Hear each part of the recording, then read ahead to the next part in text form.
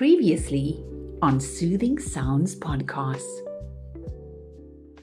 Now, it all started back in 2018, which was a completely different year for me. It was a disaster, which ultimately compromised my mental capacity.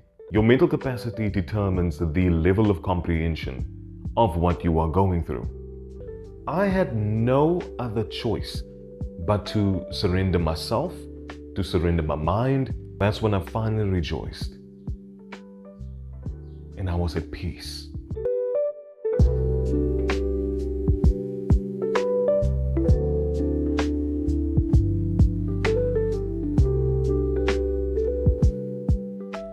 Welcome to another episode of Soothing Sounds podcast. This is Cameron here, and in this episode, I will be discussing the mental capacity.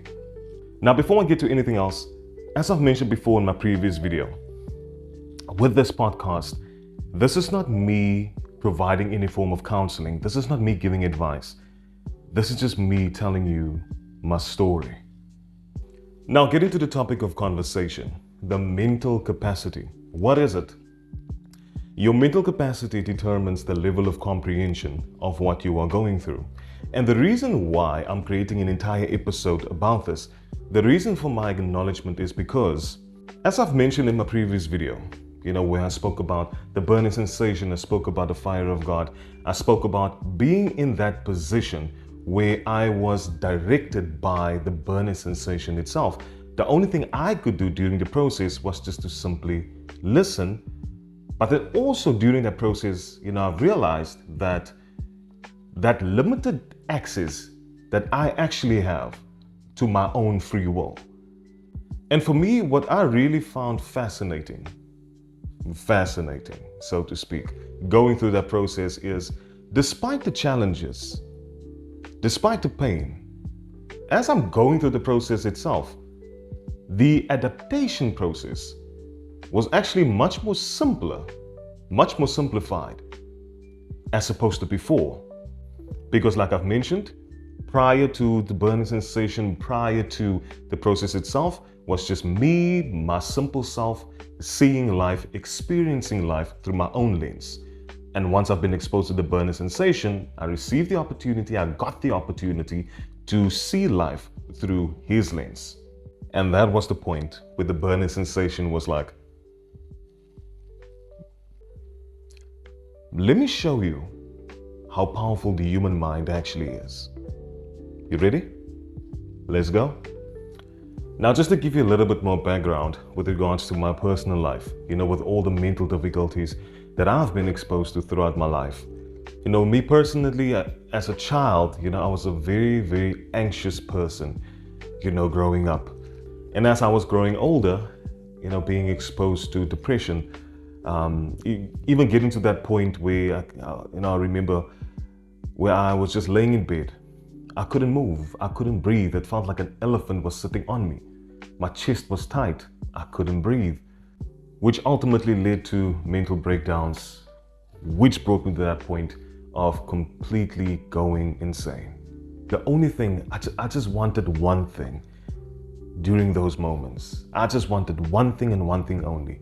The only thing I was yearning for was just peace, just simply peace of mind. I didn't want anything else. And all of this happening prior to me being exposed to the burning sensation, prior to me encountering the fire of God.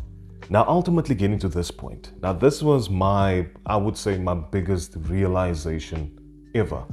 Whenever you go through internal difficulties, whenever you go through mental difficulties, it's not you. It's not even about you.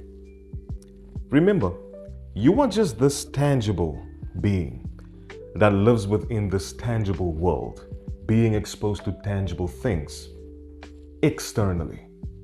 And because you live externally, you see, you smell, you taste, you speak, you hear, you touch, you feel. But then the main question is this: with all the information that you are acquiring, where does it go to? Where is it being stored? Why do you think it's called the mental capacity? in the first place. And because the mental capacity is intangible, who's in control of it? Who's in charge of it? Now, at first, none of this made sense to me whatsoever. None of it made sense. Because, we live in a world that is scientifically based, that's psychologically based, that is based on facts. And there's nothing wrong with it. There's a time and there's a place for everything. But yet it's so limited. Getting to the question, internal difficulties. What is internal difficulties? Internal difficulties refers to the oncoming information of which your mental capacity is not able to process, hence the anguish.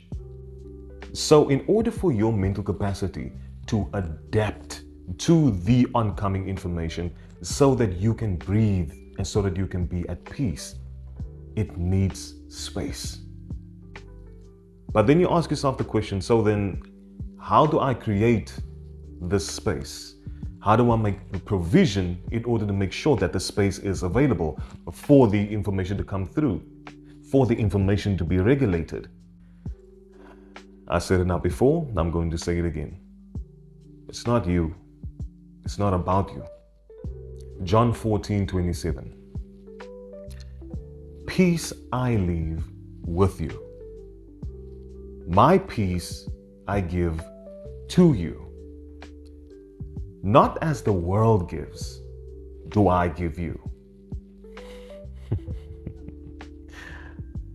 I'm going to end off by saying this.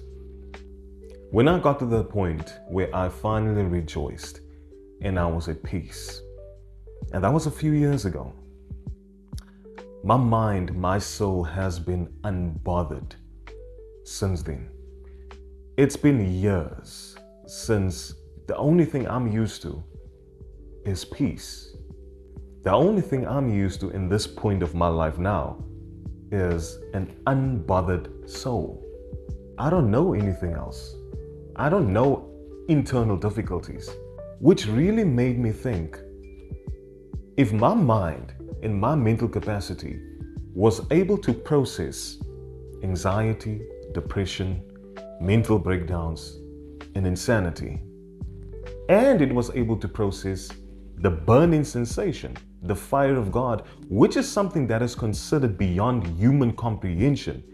If my mind alone was able to process all of that, and I'm able and fully capable to be at peace regardless, what more can I do?